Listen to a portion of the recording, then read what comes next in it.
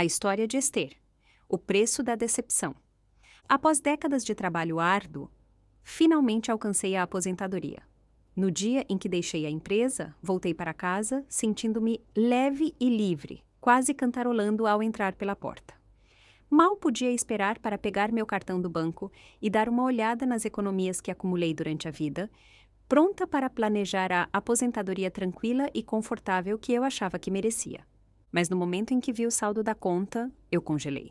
Restavam apenas R$ 5.000. Fiquei ali atordoada, envolta em silêncio, enquanto minha mente tentava entender aquilo.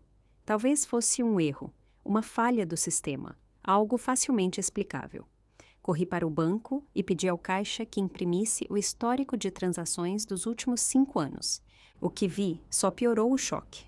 Todo mês, sem falta, R$ 3.000 haviam sido retirados com a precisão de um relógio. Meu salário mensal era de R$ 8.000, e com a pensão de Luiz, sempre presumi que estávamos bem, mais do que o suficiente para viver confortavelmente em nossos anos dourados. Mas a realidade não apenas me atingiu. Ela tirou meu fôlego. Com a cabeça cheia de perguntas, voltei para casa e peguei o velho livro de contas de Luiz. Desde nosso casamento, ele cuidava das finanças da casa. Era uma de suas manias, registros meticulosos de cada centavo. Eu nunca o questionei, confiei nele completamente, nunca pensei que precisaria olhar tão de perto. Mas agora não tinha escolha. Cada entrada naquele livro de contas estava cuidadosamente escrita até o último centavo. E o que descobri me deixou em estado de choque. Essas transferências mensais não tinham começado há 5 anos. Elas estavam ocorrendo há 30 anos. O que começou com dólares por mês aumentou gradualmente para R$ 3.000, mês após mês, ano após ano, sem interrupção. E então, eu vi. Uma pequena nota rabiscada na margem, ao lado da linha de transação. Custos de manutenção para Beatriz e as crianças. Minha mente ficou em branco. Por 30 anos, ele me disse que precisávamos economizar, que eu deveria ser frugal, que precisávamos nos preparar para a nota aposentadoria. E o tempo todo, ele estava usando meu dinheiro para sustentar a amante dele e os filhos dela. Eu estava parada no meio do escritório, o livro de contas ainda na mão, sentindo-me como a piada de um trocadilho cruel. Após quase 40 anos de serviço fiel nas serviços domésticos Schmidt, finalmente alcancei a aposentadoria. Assim que saí do escritório no meu último dia, fui direto para o banco, o cartão de débito na mão, sentindo que este era o primeiro passo oficial para uma nova fase. Finalmente, uma vida de descanso, liberdade e talvez até algumas aventuras. Meu salário sempre foi sólido, R$ 8.000 por mês, e com a pensão de Luiz, deveríamos ter uma boa reserva de economias. Enquanto caminhava para o banco, meus passos pareciam mais leves do que o normal. Eu imaginei talvez procurar uma agência de viagens depois para planejar uma viagem de verão para as praias de Fortaleza ou a Serra Gaúcha. Mas quando vi o saldo da conta, minha respiração parou por um segundo. Restavam apenas R$ 5.000. Pensei que tinha lido errado. Minhas mãos tremiam enquanto me aproximava do balcão. Senhora, disse o caixa gentilmente. Esta conta mostra uma transferência mensal recorrente de R$ 3.000. O saldo atual está correto. Uma dor aguda apertou meu peito. Meus joelhos quase cederam. E se não fosse por um estranho gentil que me apoiou pelo cotovelo, eu poderia ter desmoronado ali mesmo. Forcei-me a manter a compostura e pedi ao caixa para imprimir um histórico completo de transações dos últimos 5 anos. As páginas saíam uma após a outra. Cada uma confirmava a mesma verdade desoladora. R$ 3.000 retirados todo mês, sem exceção. Nem um único mês faltando. Assim que meu cheque de pagamento caía na conta, o dinheiro já estava a caminho de sair. Por anos, eu depositei meu salário em nossa conta conjunta, sem pensar 2 vezes. Nunca questionei, nunca pensei que Luiz usaria esse dinheiro sem meu conhecimento. Um cálculo rápido revelou que a verdade era ainda pior. Somente nos últimos 5 anos, cerca de R$ 180.000 haviam desaparecido. E se essas transferências estivessem ocorrendo por 30 anos, o valor facilmente ultrapassaria R$ 1.000.000. Eu podia sentir que estava desmoronando por dentro. Eu não queria pensar o pior dele, não queria chegar a esse ponto. Mas como eu poderia confiar nele novamente depois de tudo isso? Como eu poderia fingir que isso não era uma traição? Saí do banco e peguei um táxi. Minha mente era um completo caos durante todo o caminho para casa. Assim que entrei pela porta da frente, fui direto para o escritório de Luiz. Ele mantinha seus livros de contas à moda antiga, manuscritos, cada real contabilizado. Ele fazia isso desde seus 20 e poucos anos. Eu sempre achei isso fofo e confiável, um sinal de quanto ele se importava com nosso lar, com nossa vida. Mas agora, parecia um método conveniente para esconder a verdade. Abri o livro de contas e as lágrimas começaram antes mesmo de virar a segunda página. Lá estava. Retiradas mensais de R$ 3.000, cada uma meticulosamente registrada ao longo de 30 anos, sem uma única lacuna. E ao lado da entrada mais recente havia uma nota rabiscada na margem. Contribuição para custos de manutenção. Beatriz e as crianças. Eu senti um frio. Beatriz.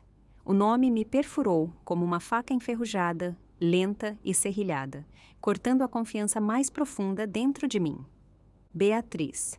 O nome me perfurou como uma faca enferrujada, lenta e serrilhada, cortando a confiança mais profunda dentro de mim. Crescemos todos no mesmo bairro. Beatriz era o tipo de mulher que atraía todos os olhares. Bonita, ousada, sempre no centro das atenções. Luiz, por outro lado, era quieto e reservado. O tipo de pessoa que alguém como Beatriz nem notaria. Ela amava fogos de artifício e drama, sempre cercada por um séquito de admiradores, homens que tentavam impressioná-la. Mas então ela engravidou, sem anel, sem pai à vista, e aqueles admiradores desapareceram tão rapidamente quanto surgiram. E Luiz entrou para juntar os pedaços. Mesmo que ela nunca tivesse realmente se importado com ele, mesmo que ela o ignorasse completamente, ele se agarrava a ela. Ele sempre colocava ela e o filho dela em primeiro lugar, por décadas. Eu sempre presumi que fosse apenas uma antiga paixão inofensiva, alguma paixonite de juventude. Mas não era uma mera lembrança que ele estava guardando, mas sim uma promessa que ele nunca havia quebrado. Durante todos aqueles anos, ele me disse para sermos frugais, me alertando sobre os encargos financeiros da aposentadoria, me pressionando a ser cuidadosa com os gastos. E eu o escutei. Eu cortei despesas, ajustei nosso orçamento, acreditando que ele estava fazendo isso por nós, pelo nosso futuro. Mas agora eu sabia a verdade. Cada centavo que eu economizava estava sendo desviado para a vida de outra mulher e seu filho. Eu estava no meio do escritório, agarrando o livro de contas e soluçando tão forte que mal conseguia respirar. E então, em algum lugar entre as lágrimas, eu ri. Não um riso de humor, um riso de amarga realização. Eu era a piada. Não sei quanto tempo fiquei sentada no escritório, olhando para o vazio, meus pensamentos uma bagunça completa. Só quando ouvi o tilintar das chaves e o rangido da porta da frente, foi que finalmente reagi. Luiz entrou e me viu imediatamente em seu escritório, o livro de contas ainda na mão. Seu rosto se fechou instantaneamente. "O que você está fazendo aqui sem minha permissão?" Ele latiu, o tom de voz cortante e acusador. Eu não respondi. Eu joguei o livro de contas a seus pés, onde ele aterrissou no chão. "Você não acha que é hora de você me explicar?" Um lampejo de pânico brilhou em seus olhos, mas ele tentou escondê-lo rapidamente. Ele ajeitou os óculos, pegou o livro do chão e o apertou contra o peito, como se fosse algo sagrado. "Esther, isso é ultrajante", ele sibilou friamente. "Este é o meu registro pessoal. Quem lhe deu o direito de bisbilhotar aqui?" Foi o momento em que entendi com total clareza. Por todos esses anos, eu não era uma parceira. Eu era um caixa eletrônico ambulante. Eu tinha trabalhado até a exaustão, ganhando salário após salário, apenas para ele usar secretamente tudo para sustentar a ex-namorada e os filhos dela. E agora ele estava na minha frente, tendo a audácia de fingir que eu era quem estava errada. Dei um passo em direção a ele, meus olhos fixos em seu rosto, e lhe dei um tapa estrondoso. Ele cambaleou para trás, incrédulo, quieto, atordoado. Eu nunca o tinha atingido, nem uma única vez. Eu sempre fui a gentil, a pacificadora. Aquele tapa era décadas de dor reprimida, finalmente vindo à tona. Segundos se passaram antes que ele explodisse. "Você está louca? Você perdeu a cabeça? Como ousa me bater? Somos casados. Seu dinheiro é meu dinheiro. O que importa se eu gasto uma parte dele? Eu o encarei, a expressão arrogante em seu rosto, o tom de direito em sua voz, e percebi. Eu nem sequer conhecia mais este homem. Luiz, se você vai ficar com Beatriz, não me insulte com essa desculpa de aposentadoria para viver. Isso não é um ato de caridade, é um maldito negócio disfarçado de outra coisa. Ele deu de ombros, completamente imperturbável. Beatriz é uma velha amiga. Ela teve uma vida difícil. Eu só estava ajudando. É isso. A voz dele era casual, indiferente, mas cada palavra era como um soco. Ajudando? Eu ri amargamente. Com o meu dinheiro, você proporcionou uma vida confortável para sua ex-namorada e o filho dela, enquanto eu economizava cada centavo, me privando de tudo. Eu nem sequer comprei sapatos decentes, e você estava dando dinheiro a ela pelas minhas costas. A raiva que eu tinha reprimido por tanto tempo, finalmente irrompeu. Eu não conseguia mais me conter. Minha voz ficou alta, estridente e trêmula. Você me fez viver como se estivesse apenas sobrevivendo, enquanto secretamente bancava o benfeitor para a mulher que você não conseguia largar. Você me disse para ser frugal para o nosso futuro, mas o tempo todo você estava desviando meus sacrifícios para outra pessoa. Luiz ficou em silêncio, olhando para mim como se eu o tivesse magoado. Esther, ele disse baixinho, como se quisesse soar ofendido. Somos casados há décadas. Você realmente tem uma opinião tão baixa de mim? Sua voz deveria me fazer sentir culpada, mas apenas me enjoou. Lembrei-me de todas as vezes que tentei proteger o ego dele. Quando éramos jovens, ele ganhava menos do que eu, e isso o incomodava. Ele era orgulhoso, frágil em seu orgulho. Então eu lhe dei o controle das finanças, pensando que estava lhe dando uma sensação de controle, de dignidade. Mas no final, eu não lhe dei dignidade. Eu lhe dei uma oportunidade, e ele a usou para me trair. Respirei fundo, minha voz tremendo. Você se lembra de quando Mateus tinha 10 anos e caiu da escada? Ele quebrou a perna, precisou de cirurgia. Ele franziu a testa, não disse nada. Eu implorei para você tirar um pouco das economias para cobrir as contas do hospital. Mas você se recusou. Você disse que o dinheiro estava em um depósito a prazo, indisponível. Você disse para eu pedir emprestado a vizinhos, colegas, a quem quer que fosse. Meus olhos se encheram de lágrimas novamente. Naquela noite, sob uma tempestade de gelo, eu fui de porta em porta, implorando para alguém nos emprestar dinheiro enquanto você estava retendo dinheiro para criar o filho dela. Meus dedos estavam dormentes, mas meu coração parecia estar em chamas. Olhei-o nos olhos e disse, palavra por palavra: você usou o meu dinheiro para sustentar outra mulher. Eu quero o divórcio. O rosto de Luiz se contorceu. De repente, ele ofegou, levou a mão ao peito e cambaleou para trás. Suas pernas cederam. Ele caiu no chão. Eu congelei. Por um segundo, tudo ao meu redor ficou em silêncio. Apenas ele, eu e o som do meu próprio coração batendo forte em meus ouvidos. Hesitei por um momento, mas no final, não pude me afastar. Ajoelhei-me, ajudei-o a se levantar. Por mais que meu coração estivesse partido, havíamos compartilhado 40 anos de vida. Eu simplesmente não podia me permitir ser totalmente indiferente. Eu o levei para o hospital. Depois que os médicos completaram os exames iniciais e agendaram mais testes, eu saí e liguei para Mateus.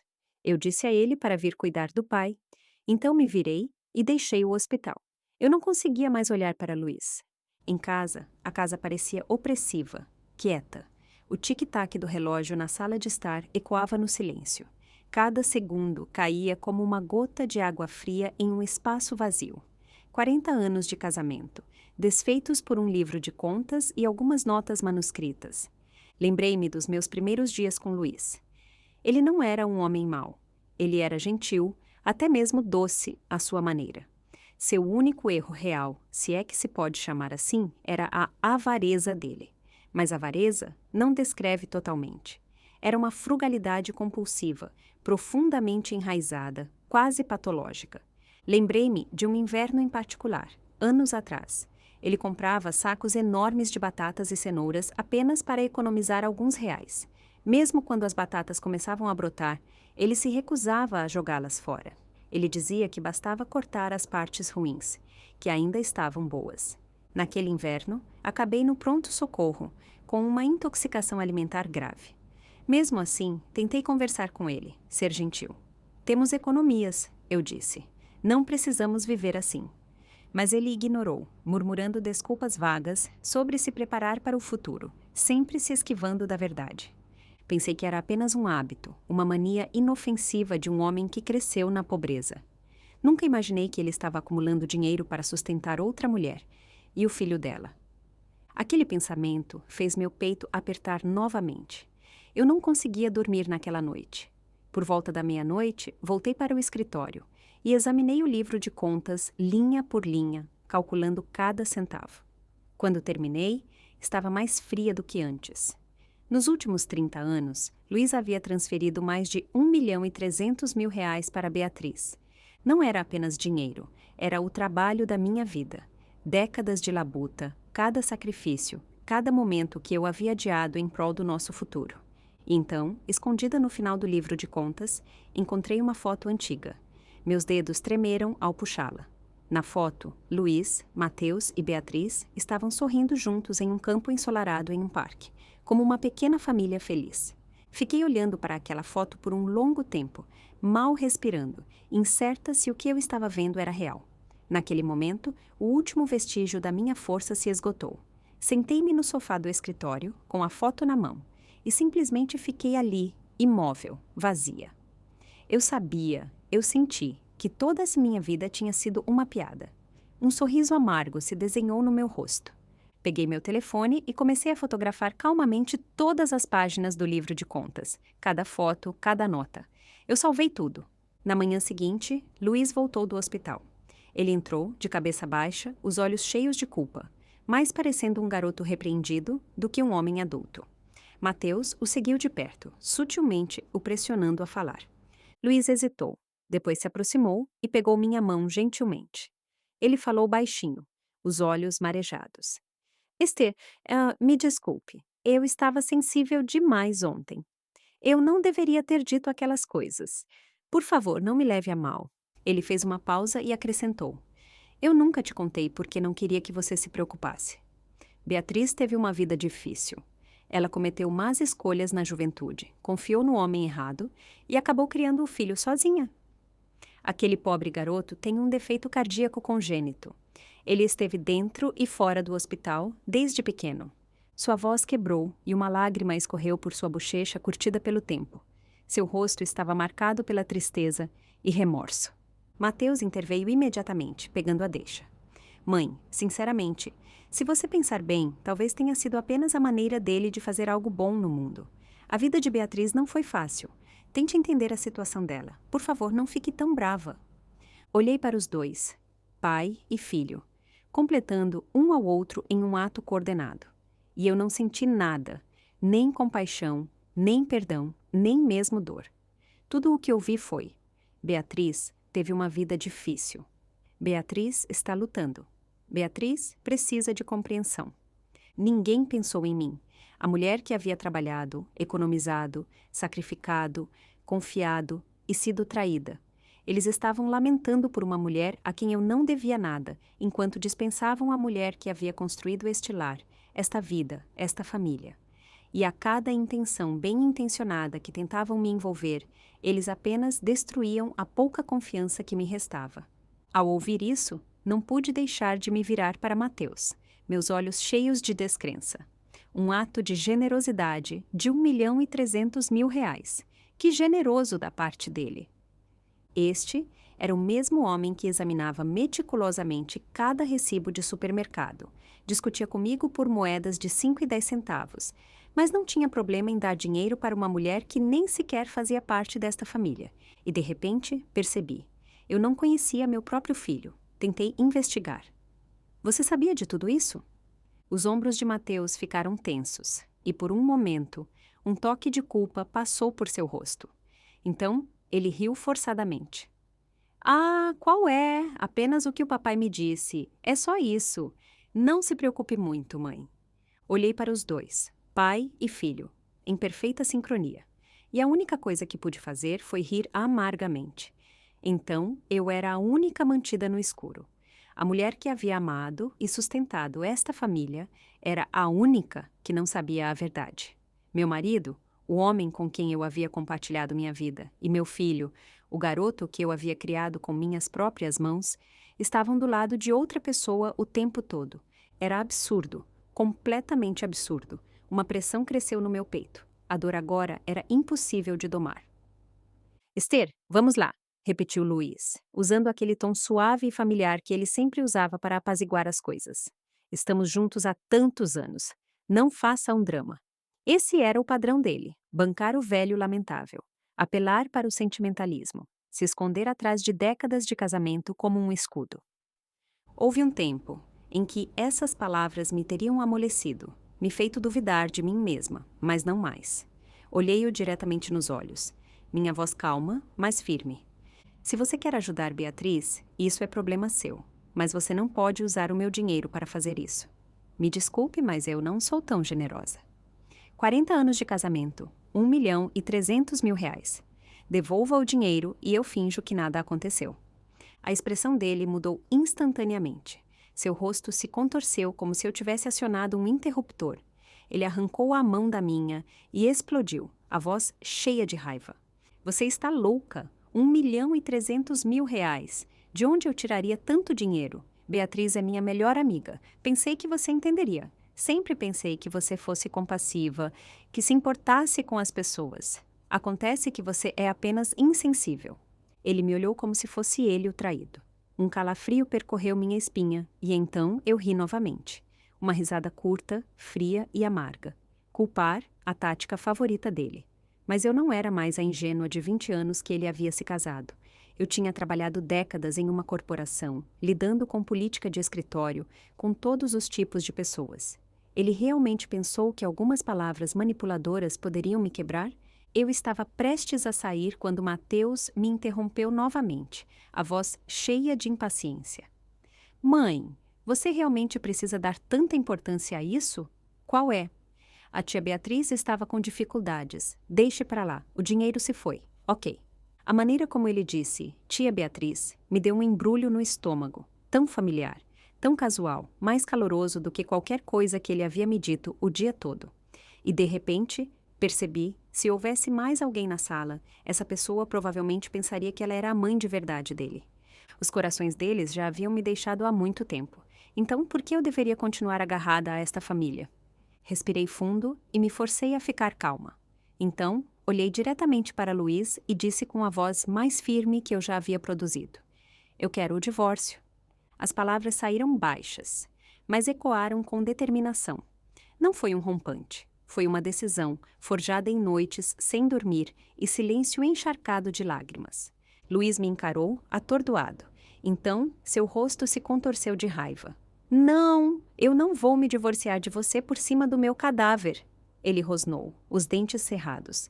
Eu olhei para este homem que havia me traído, mentido, usado, e eu simplesmente não conseguia entender. Se você a amava tanto, por que não foi embora com ela? Por que você se agarra tanto a mim? Mas eu não perguntei. Eu não queria mais ouvir a resposta, porque havia acabado. A partir daquele dia, eu não falei mais uma palavra com ele. A casa ficou fria, como se todo o calor tivesse evaporado das paredes. O silêncio era esmagador. Comecei a cozinhar apenas para mim. Eu não me importava mais com o que ele gostava ou com as rotinas dele. Eu preparava os pratos que amava, pratos vibrantes, cheios de vapor e cor. Um contraste gritante com a frieza que pairava no ar. O que eu não esperava era que Luiz parasse de comer sobras completamente. Em vez disso, ele começou a pedir comida. Hambúrgueres, frango frito, pizza, todos os tipos de fast food que se possa imaginar. Eu o ouvia na porta, conversando baixinho com os entregadores enquanto assinava cada refeição. A voz dele era suave, amigável, como se nada tivesse acontecido. E na cozinha, enquanto eu ouvia aquelas conversas distantes, uma dor surda florescia no meu peito. Em mais de 40 anos de casamento, exceto pela breve fase romântica em nosso primeiro ano, a maioria de nossas refeições consistia em sobras, ou nos mesmos vegetais enlatados, reaquecidos, repetidamente. Luiz passou metade da vida pregando frugalidade, economizando eletricidade, economizando água, cortando tubos de pasta de dente para espremer o último resíduo. Esse era o homem com quem eu vivia.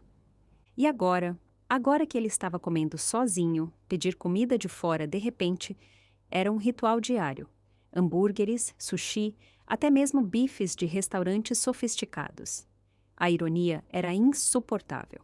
Eu observava as refeições luxuosas que ele agora desfrutava e pensava em todos os anos em que vivi sob as regras dele, contando cada centavo, me privando das menores conveniências. E agora ele estava vivendo como um homem que nunca soube o que era moderação. Alguns dias se passaram assim, quietos, frios, distantes, sem palavras. Então, como esperado, Luiz tentou se reconciliar novamente. Só que desta vez ele trouxe reforços. Beatriz soube da tensão entre nós. Ele disse, quase timidamente. Ela quer te encontrar. Eu apenas assenti. Não porque eu queria consertar este casamento quebrado, mas por pura curiosidade.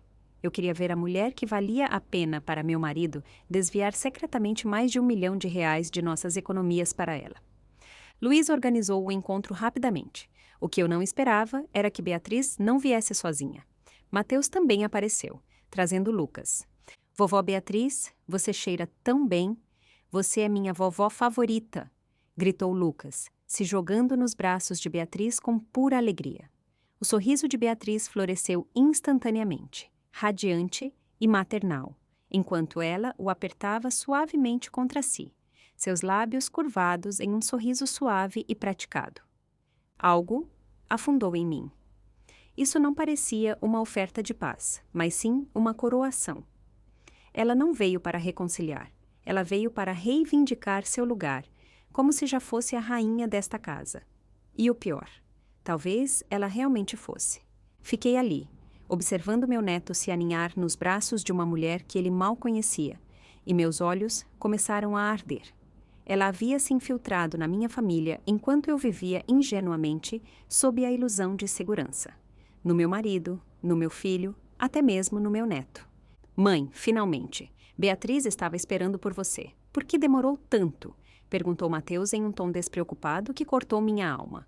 Essa nota sutil de culpa, como se eu fosse quem estava perturbando a harmonia desta pequena e aconchegante família, atingiu mais fundo do que qualquer outra coisa. Beatriz se virou para mim, sorrindo docemente. Esther, há quanto tempo? Você está maravilhosa. Consegui assentir educadamente e forçar um sorriso. Ela conversou sem esforço, como se fôssemos amigas de longa data, e imediatamente voltou a conversa para si mesma. Esther, eu nunca tive uma vida fácil, ela começou, com a voz trêmula.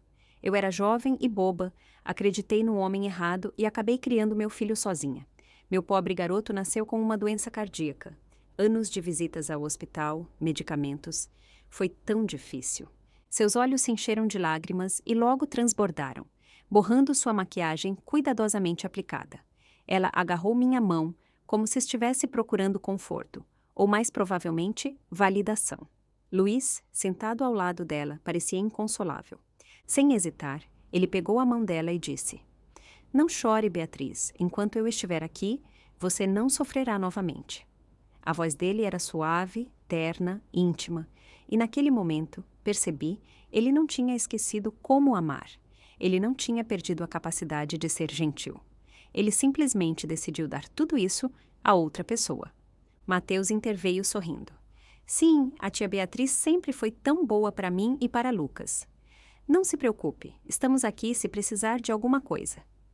Olhei ao redor, para Luiz, Beatriz, Mateus, Lucas, e me senti uma estranha em minha própria vida.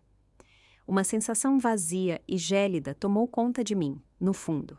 Respirei fundo e disse friamente: Você a ama tanto, então se divorcie de mim. Case-se com ela. Pelo menos você terá uma boa desculpa. O silêncio na sala era ensurdecedor. O rosto de Luiz ficou rígido. Ele cerrou os dentes. Ele se virou rapidamente para Beatriz, pedindo desculpas. Não ligue para ela. Ela está apenas chateada, ultimamente. Ela não está falando sério. Beatriz acenou com um sorriso amável. Está tudo bem. Eu sou quem deveria pedir desculpas a Esther. Eu deveria ter dito antes. Abri a boca para falar, mas Luiz me interrompeu novamente. Que desculpa? Você não tem que se desculpar por nada. Eu dei esse dinheiro porque quis. Não deixe isso pesar na sua consciência. Eu cuido disso. Então, ele me olhou com aquele sorriso condescendente que ele sempre usava para desvalorizar meus sentimentos. Ela é apenas temperamental. Eu vou acalmá-la. Como se eu fosse uma criança teimosa no meio de uma birra. Mas ele havia esquecido algo crucial. Eu não era mais aquela mulher. Ele ainda pensava que eu nunca o deixaria. A verdade é que eu também pensava, mas não mais. Especialmente depois que todos os segredos podres por trás desta chamada vida finalmente vieram à tona. Eu estava mais certa do que nunca de uma coisa: eu nunca mais seria boba de ninguém. Mesmo que eu morresse amanhã, eu garantiria que essas pessoas não sairiam impunes. Respirei fundo, forçando minha voz a se manter firme enquanto olhava para Luiz e Mateus. Eu quero falar com Beatriz sozinha. No momento em que as palavras saíram da minha boca, vi Luiz congelar. Por quê? Por que não podemos todos conversar juntos? Beatriz não está bem. Você não precisa perturbá-la agora. Ele disse isso como se eu fosse algum tipo de bomba-relógio, e ela fosse uma frágil boneca de porcelana que poderia quebrar com uma palavra dura. A dor no meu peito deu outra pontada aguda e repentina. Então, era esse o nível de seus instintos protetores por ela. Quanto mais profunda era a lealdade dele a ela, mais ridículo parecia meu casamento de décadas. Uma piada cruel e elaborada feita às minhas custas. E se eu não exigisse pelo menos uma faísca de justiça antes de morrer, eu sabia que nunca descansaria em paz. Forcei um sorriso amargo e disse calmamente, mas com um toque de ironia: eu só quero conversar. Afinal, ela tem desfrutado dos frutos do meu trabalho por décadas. Uma conversa não parece pedir demais. Beatriz mordeu o lábio. Seus olhos se arregalaram, mostrando uma preocupação delicada. Luiz, está tudo bem? Ela disse baixinho, como se fosse uma santa se voluntariando para o martírio. Esther está chateada. Deixa desabafar. Talvez isso a ajude a se sentir melhor. No momento em que ela disse isso, Luiz me encarou como se eu fosse a irracional. Eu quase ri. Quanto mais velhos ficam, mais hábeis esses manipuladores açucarados se tornam. Alguns minutos depois, a sala de estar estava vazia. Apenas Beatriz e eu, uma de frente para a outra. Mas assim que os outros não puderam mais nos ouvir, a fachada doce e gentil que ela ostentava desapareceu. Ela semicerrou os olhos, endireitou-se e a arrogância ressurgiu. Ah, por favor, ela zombou, levantando o queixo. Você é Esther e ainda está fazendo birra de adolescente por causa de um divórcio. Ela riu sarcasticamente. Um conselho: finja que nada disso aconteceu. Faça de conta que é burra e viva o resto dos seus dias em paz. Ninguém vai te dar uma medalha por ser a esposa dramática. Sua voz estava carregada de condescendência, como se eu fosse uma piada patética que ela estava cansada de ver. Eu a encarei, e por um momento me lembrei da nossa juventude. Nunca nos demos bem. Sim, ela era bonita, mas também era um desastre na escola, sempre entre as últimas da turma. Eu, por outro lado, tinha uma aparência média, mas era a melhor da turma, ano após ano. Os pais dela a comparavam constantemente comigo, cutucando-a. É claro que ela começou a me odiar, tanto que uma vez, depois da aula, alguns de seus admiradores me encurralaram para me dar uma lição. Mas eu nunca me intimidei. Eu vi isso acontecer e chamei a polícia antes que eles pudessem encostar em mim. Houve um grande alvoroço. A escola os puniu e a falsa cortesia entre nós desmoronou completamente. E agora, décadas depois, estávamos aqui novamente, uma de frente para a outra, ainda em conflito, ainda em desacordo. Mas eu não era a mesma garota. Eu não fingiria ser burra por causa de um homem, e certamente não a deixaria entrar como se fosse seu desfile de vitória. Inclinei-me um pouco em direção a ela, minha voz fria como gelo. Beatriz, você sempre agiu como se estivesse acima de todos, mas no final você passou décadas como amante de alguém. Você não acha isso patético? Sua sobrancelha se contraiu, e a satisfação em seu rosto vacilou um pouco. Eu sorri, fria e propositadamente. Pelo bem dos velhos tempos, vou te fazer um favor. Eu o estou deixando para você. Pegue-o. Espero que vocês desfrutem da companhia um do outro pelo resto de suas vidas patéticas. Mas você me deve R$ 1.300.000. Eu espero que você pague cada centavo de volta. Minhas palavras cortaram o ar como uma faca, mas Beatriz nem sequer se encolheu. Ela se recostou em sua cadeira, inclinou a cabeça com um sorriso zombeteiro, parecendo completamente à vontade. Você acha que pode me intimidar para te dar alguma coisa? Ela riu baixinho, como se tivesse acabado de ouvir o ápice de uma piada ridícula. Você é realmente fofa quando tenta parecer durona. O dinheiro foi um presente de Luiz, disse Beatriz, recostando-se. Eu olhei para ela e soltei uma risada baixa. A ignorância realmente não conhece o medo. Ela pensou que eu passei todos aqueles anos cozinhando, limpando e bancando a esposa devotada, em silêncio. Ela não tinha ideia de que eu havia aprendido há muito tempo a me proteger não apenas com lealdade, mas com a lei. Mesmo em um divórcio, eu poderia legalmente reivindicar cada centavo de volta. Mas eu não diria isso, porque a incerteza, aquele medo traiçoeiro e corrosivo do desconhecido, é o castigo mais eficaz de todos. Eu a encarei friamente. Você realmente pensa que ter Luiz e Mateus do seu lado significa que você venceu? Abra seus olhos, Beatriz. Luiz foi um homenzinho patético a vida toda, bom em economizar, inútil em tudo o mais. E Mateus é uma criança que não conseguiu um emprego sem se aproveitar do meu sucesso e dos meus contatos. Você acha que sem mim, esses dois poderiam ter a vida confortável a que se acostumaram? Pense de novo. Um toque de pânico passou por seu rosto. Apenas uma rachadura, mas o suficiente para me satisfazer. Eu sorri presunçosamente, virei nos calcanhares e caminhei até a porta. E lá estavam todos eles, Luiz, Mateus e Lucas, nervosos, pairando por perto. Assim que saí, nenhum deles olhou para mim. Eles correram por mim como se eu não existisse, se aglomerando em torno de Beatriz com preocupação exagerada.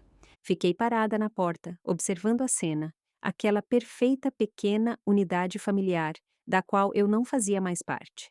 Soltei uma risada seca e cínica, virei e saí sem olhar para trás.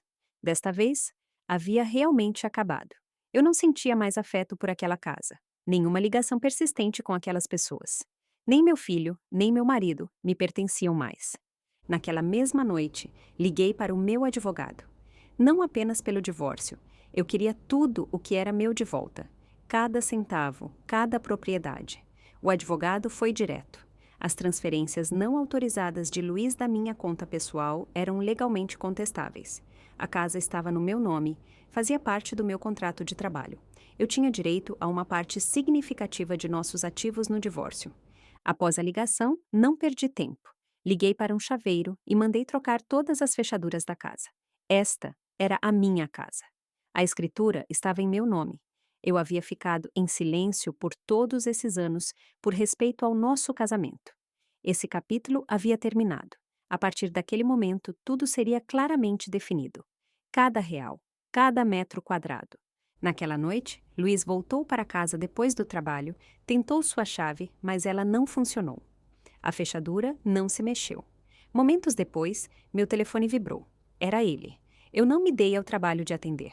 Caminhei calmamente até a porta, abri e joguei toda a bagagem e pertences dele na varanda. Luiz, eu disse resolutamente. Eu te disse, eu quero o divórcio. Ele ficou ali, tremendo de raiva. Esther, você está velha demais para ter esses acessos de raiva. Primeiro você ataca Beatriz, e agora você me tranca para fora de casa. Você acha que ainda tem 20 anos? O que você vai fazer depois do divórcio? Sentar aqui sozinha até que encontrem seu corpo? Os gritos dele ecoaram escada abaixo, altos e patéticos. Sob a luz da varanda, seu cabelo branco brilhava intensamente. Ele não parecia mais o homem gentil e afável com quem eu havia me casado. Ele parecia quem ele realmente era. Um velho amargo, encurralado e desesperado, mostrando o seu pior lado. Eu não disse nada. Apenas peguei atrás da porta e joguei uma pasta aos pés dele. Os papéis do divórcio. Se eu apodreço ou não, não é da sua conta. Você só precisa assinar. Suas pupilas dilataram. Ele folheou as páginas freneticamente, pulando direto para a seção de divisão de bens. Seu rosto ficou vermelho como um tomate. Você é louca, ele gritou. Você quer me deixar sem nada e me forçar a pagar mais 1 milhão para você. Você enlouqueceu. Eu sustentei esta família por todos esses anos. Eu cuidei de tudo. Eu não recebo nenhum respeito por isso? Eu o encarei com uma calma glacial e não disse nada. Então, sem aviso, ele correu para a porta, tentando se forçar a entrar novamente. Esta também é a minha casa. Você não pode me expulsar. Eu ainda sou seu marido. Ele parecia uma caricatura de si mesmo, cuspindo, rosnando, tentando forçar a entrada com nada além de arrogância. Mas eu estava preparada. Peguei uma vassoura e o empurrei para trás sem hesitar. Ele cambaleou para trás, xingando, pegou suas coisas e tropeçou escada abaixo. Você é louca, uma maníaca, uma velha amargurada. Eu deveria ter te deixado anos atrás. O divórcio é a melhor coisa que já me aconteceu. Os xingamentos dele ecoaram pelo corredor, ricocheteando nas paredes, diminuindo a cada passo. Fiquei na porta e assisti enquanto ele se fechava novamente. Foi assim que décadas de casamento terminaram. Uma farsa barata e vergonhosa. O homem que uma vez fez meu coração palpitar havia se tornado o homem que eu agora desejava nunca ter conhecido. Não importa quantas vezes eu dissesse a mim mesma que não era minha culpa, que eu não tinha feito nada de errado, a dor vinha em ondas. Não era uma ferida limpa e afiada. Era mais como 100 agulhas minúsculas picando meu coração. Sutil, implacável, impossível de ignorar. Luiz não estava fora há muito tempo quando Mateus ligou. Mãe, você expulsou o papai. O que você acha que isso significa? Você o está abandonando para Beatriz. Quem não gostaria de alguém ao lado na velhice? Alguém que se importe. E se você realmente prosseguir com este divórcio, não espere que eu seja o único a cuidar de você. Se você o trouxer de volta para casa amanhã, eu finjo que nada aconteceu. Então, ele desligou. Eu olhei para o display atordoada, enquanto um calafrio profundo me atravessava o peito. Meu filho, meu próprio filho, já tinha virado as costas para mim. Ele nem sequer tentou esconder. A lealdade dele agora pertencia firmemente a Beatriz. A verdade era que Beatriz havia se mudado para o apartamento do outro lado da rua 10 anos atrás. A parte mais amarga disso, ele havia tirado o pagamento inicial do meu salário. Folheei o velho livro de contas de Luiz novamente e lá estava. Claro como o dia, o registro da transferência. Eu não sabia se chamava de inteligente ou burro, usar meu dinheiro para sustentar outra mulher e depois registrar tudo como se fosse uma conquista orgulhosa. E talvez Mateus tivesse considerado Beatriz como sua segunda mãe por muito tempo. Nos anos em que eu estava trabalhando duro, cumprindo prazos, construindo uma vida para esta família, Beatriz estava lá, lendo convenientemente histórias para dormir, assando biscoitos, sorrindo docemente enquanto se esgueirava lentamente para o papel que eu, por estar muito ocupada, não podia preencher. Mas Mateus havia esquecido. Ele havia esquecido quem ficou acordada a noite toda ao lado da cama dele, quando ele estava com febre. Quem ficou acordada em cada dor dele, cada falha, encorajando-o quando ele pensava que o mundo o havia abandonado. Quem fez ligação após ligação, pedindo favores, movendo céus e terra para lhe conseguir o primeiro emprego. Todos aqueles anos, todos aqueles sacrifícios, superados por algumas histórias, alguns lanches e um sorriso bem ensaiado. Bem, se eles não valorizavam o que eu lhes tinha dado, eu não me agarraria mais a isso. Na manhã seguinte, reuni tudo, todos os documentos, todos os registros, todas as provas. Embalei os livros de contas de Luiz e todas as gravações de nossas conversas e os enviei diretamente para meu advogado. Se Luiz não assinasse os papéis do divórcio voluntariamente, a lei o forçaria. Algumas horas depois, o advogado entregou pessoalmente a Luiz a queixa oficial de divórcio. Eu não esperava que fosse tão rápido. Luiz e Beatriz perderam completamente o controle. Eles gritaram, esbravejaram e até tentaram expulsar o advogado da casa. Mas desta vez eu não cederia. Pouco tempo depois, Mateus ligou novamente. Desta vez, sua voz tremia de raiva. Mãe, que diabos está acontecendo com você? Você tem um coração de pedra? O papai desmoronou com o estresse e você simplesmente continua agindo assim? O que você quer? Você quer que ele morra? Eu podia ouvir a raiva dele crepitando pelo telefone. A voz dele se elevou para um grito, mas tudo o que senti foi um peso lento e doloroso no meu peito. Algo pesado e surdo que afundava mais a cada segundo. Eu não respondi. Delicadamente, coloquei o telefone na mesa e o deixei lá. Eles tinham me machucado repetidamente e agora queriam bancar as vítimas, como se fossem eles os prejudicados. Como se tudo isso, cada rachadura, cada cicatriz, fosse de alguma forma minha culpa. Era ridículo, completamente e dolorosamente irônico. Eu não desperdicei um suspiro com a birra de Mateus. Encerrei a ligação e o bloqueei completamente. Eu tinha terminado de dedicar meu tempo, energia e coração a pessoas que só sabiam como tirar. A partir daquele momento, tudo seria através do meu advogado. Limpo, rápido e sem emoção. Enquanto eu esperava a data do tribunal, Luiz e Beatriz pareciam estar vivendo uma vida bastante despreocupada. Eles desempenhavam o papel de aposentados felizes perfeitamente, como se nada disso tivesse a ver comigo. Luiz até aprendeu a usar as redes sociais. Ele postava fotos no Facebook, dezenas delas, jantares à luz de velas, frango ensopado com cogumelos, bife grelhado, salada Caesar, macarrão com vinho tinto. Era surreal vê-lo apresentar refeições tão elaboradas e prazerosas. A legenda dizia: cozinhar para quem se ama, a maior alegria da vida. Ele compartilhava fotos dele e de Beatriz, de braços dados, passeando em shoppings, com sorrisos largos. Em uma, ele escreveu: um amor de juventude, ainda ao meu lado na velhice. A ternura em seus olhos, quando ele olhava para ela, era algo que eu nunca tinha visto dirigido a mim. Eu o havia convidado muitas vezes para fazer compras, para dar um passeio pela cidade, para passarmos tempo juntos. Ele sempre dizia: minhas costas estão doendo, estou muito cansado. Eu até me ofereci para levá-lo ao médico. Agora percebi que não tinha nada a ver com as costas dele. Ele simplesmente não queria estar comigo. A amarga ironia. A pequena exibição de felicidade deles acabou sendo a parte mais útil do meu caso. Meu advogado agiu rapidamente, gerenciando tudo com precisão e eficiência. Eu rejeitei todas as ofertas de mediação, deixando minha posição cristalina, e logo a data da audiência foi marcada. Quando o dia chegou, Luiz e Beatriz apareceram juntos no tribunal. Mateus os seguiu de perto, ao lado deles como um guarda-costas leal. Naquele momento, qualquer vestígio de família que um dia tivemos havia desaparecido há muito tempo. Mateus me olhou com desprezo e soltou um breve bufo zombeteiro. Trazer isso a tribunal na sua idade. Que vergonha! Beatriz e o papai foram tão gentis com você e você ainda está tentando separá-los. Que tipo de pessoa você é? Cada palavra estava carregada de julgamento, como se eu fosse a vilã em um conto de fadas distorcido. A esposa má, a mãe amargurada, a velha ingrata. Eu não respondi, não era necessário. Passei por ele e entrei no tribunal sem olhar para trás. Não se tratava mais de me justificar. Tratava-se de vencer. O julgamento começou rapidamente. Os livros de contas, os registros de transações, as gravações de voz e as capturas de tela das declarações públicas de amor de Luiz por Beatriz. Tudo foi perfeitamente documentado e apresentado. Meu caso era a prova d'água.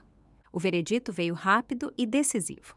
Beatriz foi condenada a devolver cada centavo que Luiz havia desviado das minhas contas pessoais. Um total de 1,30 milhão de reais. Nosso casamento foi oficialmente dissolvido por decreto judicial. Não houve cerimônia, nem encerramento, nem assinatura em um certificado de divórcio. Apenas um breve decreto legal, marcando o fim de um erro de 40 anos. Ao sair do tribunal, o sol atingiu meu rosto. Levantei a cabeça, respirei a luz e, pela primeira vez em anos, me senti limpa, desimpedida, livre. Eu finalmente havia fechado a porta para uma vida que estava me sufocando e agora eu estava aqui.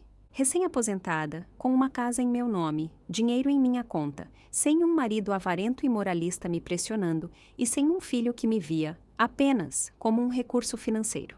Pela primeira vez, minha vida realmente pertencia a mim. Quanto a Luiz e Beatriz, as rachaduras em seus rostos eram inconfundíveis quando eles saíram do tribunal. O estilo de vida deles sempre dependeu de mim, do meu trabalho, da minha renda, da minha confiança cega. Eles praticamente não tinham nada para recorrer. E apesar de toda a sua ostentação, Luiz não passava de um agiota. Eu não lhes daria um centavo. A única maneira de Luiz e Beatriz pagarem o julgamento de R$ 1.311.000 era vender a casa deles. E aquela casa, a que ficava em frente à casa de Mateus, a que eles se apegavam com tanto orgulho, eu havia financiado o pagamento inicial com o meu salário. Então, eles estavam basicamente apenas devolvendo o que já era meu. Quando percebi isso, senti uma mudança dentro de mim. Aquele peso pesado que havia apertado meu peito por anos finalmente se dissipou.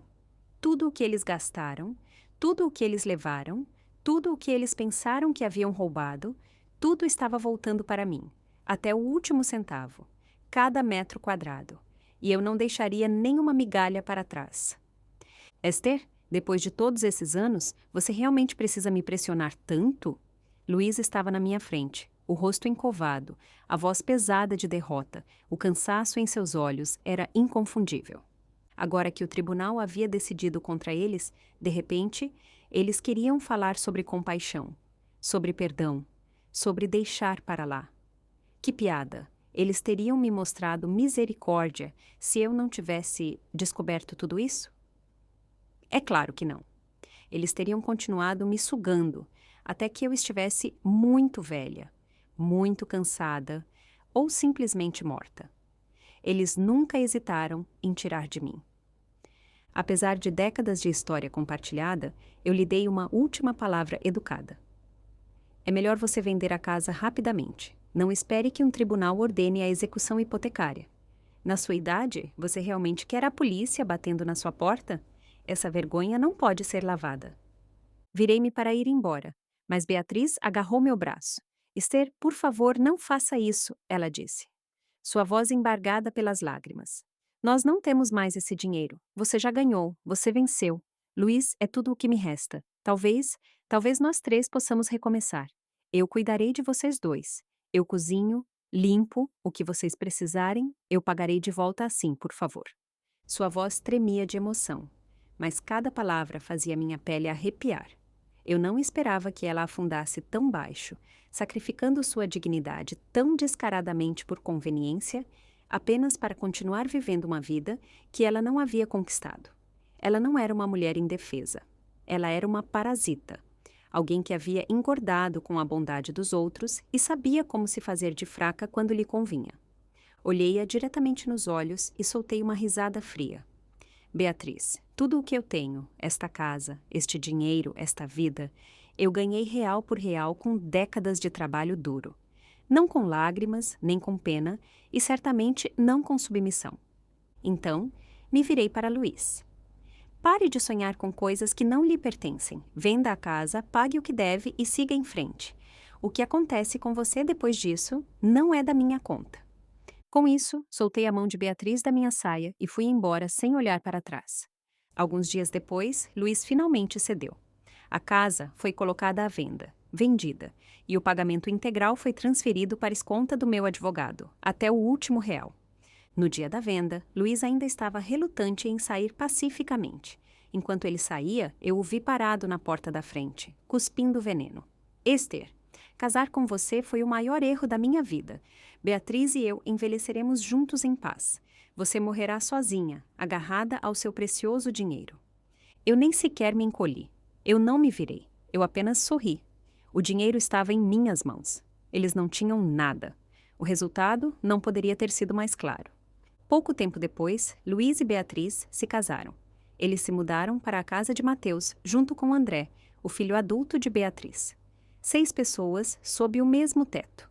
O conto de fadas desmoronou rapidamente. Morar junto era diferente de visitas ocasionais e jantares alegres. Beatriz havia cuidado de Lucas por pura bondade, mas agora Mateus e sua esposa viam isso como uma obrigação. Uma creche em tempo integral sob o mesmo teto, sem gratidão. O ressentimento começou a crescer. Beatriz ficou mais irritada com frequência. Sua paciência se esgotou. E André, o garoto mimado e exigente que ela havia criado, não suportava ver sua mãe ser tratada como menos que realeza. Um dia, André perdeu a cabeça e empurrou Lucas com tanta força que o garoto bateu a cabeça e precisou levar pontos. Naquela noite, meu telefone tocou. Era a Lívia, a esposa de Mateus, a voz embargada pelas lágrimas. Esther, eu não aguento mais. Aquele André está fora de controle. Algo está errado com ele. Ele é violento, imprevisível. Eu tenho medo do que ele possa fazer. Eu estou sozinha nesta casa. Lucas está agindo mal. O bebê não para de chorar e todos os adultos na casa estão gritando ou emburrados em silêncio. Eu não sei como continuar. Sua voz falhou, meio frustração, meio desespero. Esther, você pode me ajudar. Eu sabia o que ela queria dizer. Ela queria que eu voltasse, interviesse, mantivesse tudo unido novamente, como eu sempre fiz. A força de vontade, a solucionadora de problemas, a mulher calma e confiável que impedia que esta família desmoronasse. Mas eu não podia mais, porque a verdade era que não éramos mais uma família. Eu ouvi o apelo choroso de Lívia pelo telefone e suspirei baixinho, antes de responder calmamente, mas com firmeza. Se você tem uma agenda lotada, posso ajudar a pegar e deixar Lucas. Mas além disso, sinto muito, Lívia, eu não posso. Um toque de vergonha passou por seu rosto, mas ela assentiu gentilmente. Obrigada, Esther. Eu ofereci algumas palavras de conforto antes de encerrar a ligação. Então coloquei meu casaco e saí. Ultimamente, eu havia descoberto um novo amor: a fotografia. Eu levava minha câmera para o parque quase todos os dias, capturando as sombras do sol na grama, a quietude das flores nos cantos, o brilho da luz nas janelas. Cada clique do obturador era como se eu estivesse capturando um momento de alegria, uma pequena prova de que a vida ainda tinha luz. E, honestamente, eu estava mais feliz do que nunca. Além da fotografia, eu havia me apaixonado por comida novamente. Vivendo sob o controle de Luiz, o jantar muitas vezes não passava de um prato de sopa de sobras ou vegetais reaquecidos da noite anterior. Agora, minha cozinha estava viva novamente. Risotos perfumados, pão recém-assado, tacos crocantes transbordando de sabor. Cada prato era como uma celebração de mim mesma, como uma pequena fita de cor tecida na tapeçaria da minha nova vida. Eu percebi que comida nunca foi apenas sobre sobrevivência. Era conforto, alegria, arte. Era amor, só para mim. Então, assim que eu estava me instalando neste novo ritmo de tranquilidade, Lívia ligou novamente, soluçando. Esther, eu não aguento mais. Por favor, você poderia ficar com Lucas por alguns dias? Ela se repetia, a voz falhando a cada palavra. Eu juro, eu acho que quero o divórcio. Eu fiz uma pausa, surpresa, mas não fiz perguntas. Eu não queria ser arrastada de volta para o caos dos outros, mas eu entendia a dor dela, porque eu havia passado por isso, e aquilo não era uma birra. Era desolador, então eu disse sim. Ao chegar para buscar Lucas, parei brevemente antes da porta da frente, enquanto gritos vindos de dentro me detinham. Luiz, você pode acreditar que Mateus está expulsando meu filho como se não fosse nada? Guinchou a voz de Beatriz de dentro. André não está bem. Ele precisa de ajuda. Mateus está tentando nos esmagar. Ele quer me destruir. Então, a voz de Mateus respondeu, mais fria do que nunca. André tem quase 30 anos. O que ele está fazendo aqui como uma criança? Para mim, ele está perfeitamente bem. Eu não me importo quais são os problemas dele. Ou ele sai, ou nós dois saímos. Minha esposa não é babá do seu filho adulto. A casa havia se tornado um caos. Fiquei do lado de fora, ouvindo em silêncio, enquanto o lar feliz do qual eles se gabavam desmoronava. Não era tão perfeito mais. Era. O que eles pensavam ser paz e calor nunca foi real. Era apenas eu segurando tudo. Quieta, paciente, invisível. Assim que eu saí, a fachada dele se estilhaçou, deixando apenas discórdia e desordem. Eu não bati. Enviei uma mensagem para Lívia, pedindo para ela trazer Lucas para fora. Alguns minutos depois, ela abriu a porta, os olhos vermelhos e trêmulos. Assim que me viu, ela caiu em meus braços, soluçando inconsolavelmente. Esther, eu realmente não aguento mais isso. Eu cuido de todos, de Beatriz, do filho dela, de Lucas, e eles só reclamam. Você sabe o que ela fez na semana passada? Ela pegou e vendeu minhas joias de casamento. Disse que precisava de roupas novas para André. André é insuportável. Ele intimida Lucas, come os lanches dele, até bateu nele uma vez. As palavras dela saíam entre soluços, cada um mais pesado que o anterior. Lucas também estava chorando, agarrando-se a ela com força. Eu não disse nada, eu apenas as abracei gentilmente, depois as levei para comer. Durante a refeição, eu as observei relaxar. Os ombros de Lívia caíram. O sorriso de Lucas retornou lentamente. A tensão no ar se dissolveu, e meu coração também ficou mais leve. Depois de comer, saímos para o ar fresco da noite. Foi lá que vi Mateus, parado no estacionamento, as mãos nos bolsos, os olhos fundos e cansados, o rosto marcado pela frustração. Ele parecia um homem desmoronando, preso no mesmo caos que ele antes pensava que poderia controlar. Um homem que agora colhia os frutos da vida que havia escolhido com tanta confiança. E pela primeira vez, eu não me senti amargurada, eu me senti livre. Olhei para Mateus sem expressão, depois desviei o olhar. Lucas vai ficar comigo por alguns dias, eu disse calmamente a Lívia. Assim que as coisas se acalmarem para você, eu o trago de volta. Ela assentiu, grata, mas visivelmente exausta. Justo quando me virei para ir, ouvi a voz de Mateus me chamar por trás, baixa e trêmula. Mãe. Eu parei. Mãe, eu estava errado. Eu realmente estava. Eu fui tão tolo. Eu pensei que Beatriz se importava conosco. Eu pensei que ela era sincera, mas agora eu vejo. Ela só queria nosso dinheiro. A voz dele quebrou, cheia de remorso, tão diferente da arrogância que ele antes usava como uma segunda pele. Mas era tarde demais. Sim, ele finalmente tinha visto quem Beatriz realmente era. Ele tinha visto todos eles, quem eles realmente eram. Eu não me virei. Eu não respondi. Eu apenas peguei a mão de Lucas e me afastei. Tudo o que havia entre mãe e filho havia se desgastado. Tinha se perdido, cada vez que ele defendia estranhos na minha frente. No terceiro dia em que Lucas estava comigo, Mateus ligou novamente, desta vez em pânico. O papai teve um derrame, ele disse com a voz trêmula. Ele está no hospital. Por favor, você pode vir? Eu hesitei. Então eu fui, talvez por hábito, ou talvez apenas para encerrar as coisas. Meses se passaram, desde a última vez que vi Luiz. Ele parecia frágil, quase irreconhecível. Seu cabelo completamente branco, sua pele pálida e encovada. Ele estava deitado na cama do hospital como uma casca murcha, sua respiração fraca, seus olhos sem vida. Até que caíram sobre mim. Então algo brilhou neles. Ele tentou levantar a mão, falar, mas nada saiu.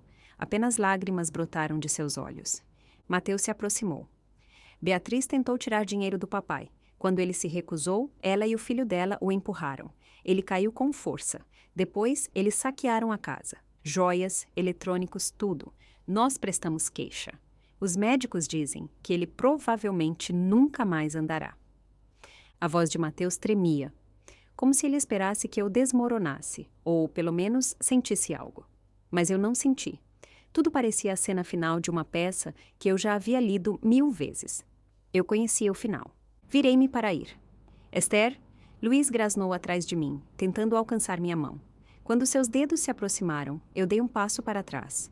Seus olhos se encheram de lágrimas imediatamente. Sua voz estava cheia de remorso. Me desculpe, eu pensei... Talvez... Eu não senti nada. Nem pena, nem satisfação, nem mesmo alívio. Eu o encarei friamente. Não há mais nada entre nós. Você não me deve desculpas. Somos estranhos. Com isso, eu me virei e saí. Mateus correu atrás de mim no corredor. Mãe, o papai não tem condições de cuidar de si mesmo. Nós dois temos empregos. Não podemos fazer isso sozinhos. Você poderia ajudar um pouco, passar de vez em quando. Eu olhei para ele, para este filho que uma vez me chamou de fria, que me disse para não esperar nada dele. Tudo o que vi foi desespero disfarçado de dever. A hipocrisia era impressionante. Agora que suas vidas estavam fora de controle, agora que o felizes para sempre deles havia desmoronado, de repente, eu era útil novamente. Eu lhe dei um sorriso duro e amargo. Estamos divorciados. Você é um adulto. Eu te criei. Eu não te devo mais nada. Não venha mais atrás de mim a partir de hoje. Eu me virei e fui embora. Atrás de mim, a voz de Mateus se elevou em frustração. Eu sou seu filho. Você não pode pelo menos me ajudar? Como você pode ser tão cruel? Eu estou lutando e você não se importa. Eu o ouvi engasgar com as próprias palavras, mas não parei. Eu não me encolhi. Ele havia esquecido algo. Este era o caminho que eles escolheram, e eu havia decidido não ser mais arrastada. De repente, minha visão embaçou um pouco. Meus passos vacilaram. Uma enfermeira próxima me ajudou a me estabilizar. Eu respirei fundo, me acalmei e continuei andando. Eu nunca olhei para trás. Mais tarde, soube que Beatriz e o filho dela haviam sido presos. Acontece que a doença cardíaca, pela qual ela havia chorado por anos, era uma mentira. Os médicos não encontraram nada, absolutamente nada. Tudo tinha sido um longo engano, uma história triste, cuidadosamente tecida para prender Luiz, manipulá-lo, drená-lo. O filho dela estava à deriva há anos, sem emprego, sem propósito. Apenas um parasita vivendo na sombra da mãe. Ninguém queria assumir a responsabilidade por ele. Ninguém podia, exceto Luiz, o velho tolo, tão ansioso para bancar o Salvador. Beatriz se agarrou a ele como uma boia salva-vidas, as mãos em volta do pescoço dele, por décadas, até que ele não tivesse mais nada para dar. As pessoas sempre pagam por suas escolhas, mais cedo ou mais tarde. E Luiz pagou o preço total. O tempo é uma coisa estranha. Ele não volta nem para até que você esteja pronta. Ele simplesmente avança, silencioso e implacável, levando você através de uma reviravolta após a outra, até que um dia você finalmente entende. A vida nunca foi apenas sobre um casamento, uma família, uma mesa ou os anos que você deu a alguém que não os merecia. A vida é sobre você. Depois que deixei aquele relacionamento para trás, eu não afundei na solidão ou desapareci no silêncio, como todos haviam profetizado. Pelo contrário, eu finalmente comecei a viver para mim. Eu me inscrevi em um curso de fotografia e conheci um grupo de pessoas da minha idade, vibrantes e com a mesma mentalidade, que ainda acreditavam em aventura. Juntei-me a um clube de viagens e juntos visitamos lugares que eu só tinha visto na televisão. Cabanas remotas nas florestas, aldeias ensolaradas, as montanhas, vermelhas e douradas no outono. Eu até aprendi a remar em noites tranquilas, em lagos. Em noites silenciosas, eu ia a exibições de filmes ao ar livre, sentada sob as estrelas com um cobertor, sentindo-me mais viva do que nunca, em uma mesa cheia de conversas forçadas.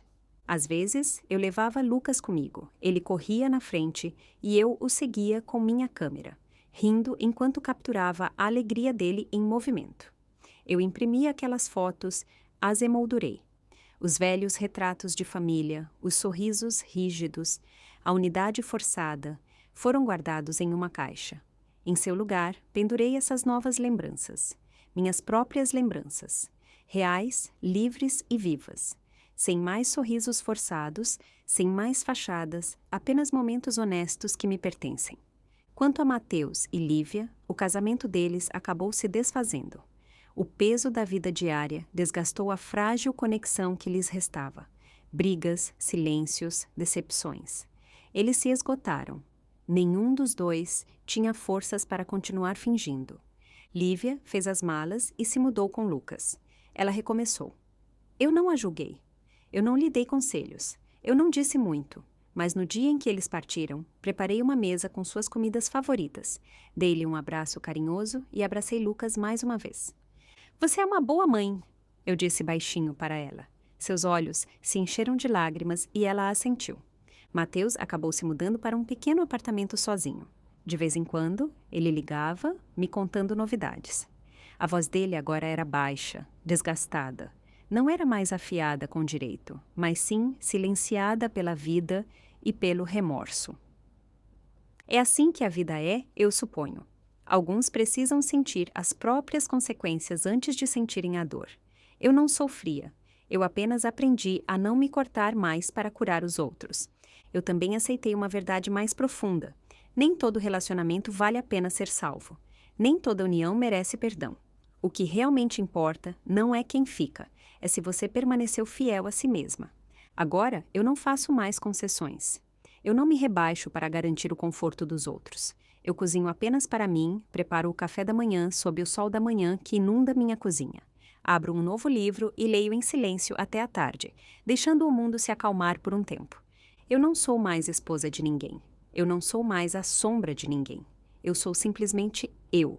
E pela primeira vez na minha vida, eu finalmente estou vivendo sob meus próprios termos. Os anos que virão podem ser curtos, mas ainda tenho tempo suficiente para fazer desta vida algo que eu ame. Desta vez, a história é minha.